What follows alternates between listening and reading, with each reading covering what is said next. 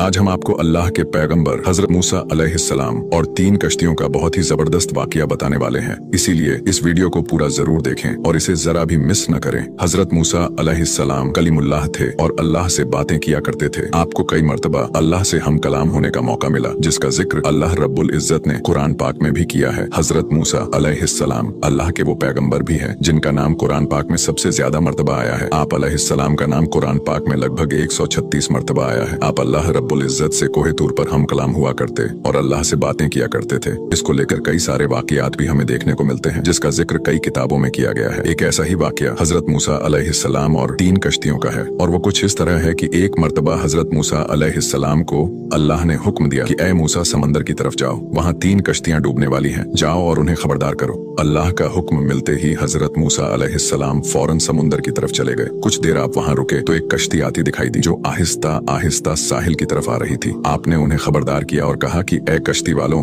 अल्लाह का हुक्म आने वाला है, होशियार रहना। उन लोगों ने जवाब दिया कि ऐ अल्लाह के नबी, आप जानते हैं कि अल्लाह के हुक्म को कोई टाल नहीं सकता, हम तो उसके बंदे हैं जो उसके हुक्म के पाबंद हैं। कश्ती वाले ये बात कह ही रहे थे कि अचानक मौज उठी और कश्ती डूबने लगी। कश्ती पर सवार लोग अपनी अपनी जान बचाने की कोशिश कर रहे थे कि अचानक एक और जबरदस्त मौज उठी और वो कश्ती डूब गई और वो मौज उसे बहाकर समंदर की तह में ले गई। थोड़ी देर बाद मूसा अलैहिस्सलाम को एक और कश्ती नजर आई तो मूसा अलैहिस्सलाम ने उन्हें भी खबरदार किया और कहा कि ऐ कश्ती वालों, जरा मुहतात होकर आना। तो उन लोगों ने भी वैसा ही जवाब दिया जैसे कि पहले कश्ती वाले लोगों ने दिया था कि जो कुछ होना है होकर रहेगा, और ये कहकर वो लोग किनारे की तरफ आते रहे। थोड़ी देर बाद एक मौज उठी और वो लोग भी उसी तरह समंदर में डूब गए। हजरत मूसा अलैहिस्सलाम अल्लाह की हिकमत के बारे में सोच रहे थे कि तभी आपको तीसरी कश्ती आती हुई दिखाई दी। जब आपने तीसरी कश्ती देखी तो आपने उन लोगों को भी खबरदार किया और उन लोगों को नसीहत की कि ऐ कश्ती वालों, खबरदार हो जाओ, क्योंकि अल्लाह का हुक्म आने वाला है। अल्लाह से माफी मांग लो और जरा मुहतात होकर आओ। मूसा अलैहिस्सलाम की बात सुनकर उन लोगों ने जवाब दिया कि ऐ अल्लाह के नबी, जिस तरह आप सच्चे हैं उसी तरह अल्लाह का हुक्म भी अटल है, जिसे कोई भी नहीं बदल सकता। लेकिन इन सब के बीच में अल्लाह की रहमत भी है, तो हम उसकी रहमत से क्यों मायूस हो। लिहाजा हम अल्लाह की रहमत पर भरोसा करके वापस आ रहे हैं और वो अपनी रहमत के सदके हमें जरूर अमन और सलामती से किनारे पर पहुंचा देगा। कश्ती वालों का ये जवाब सुनकर हजरत मूसा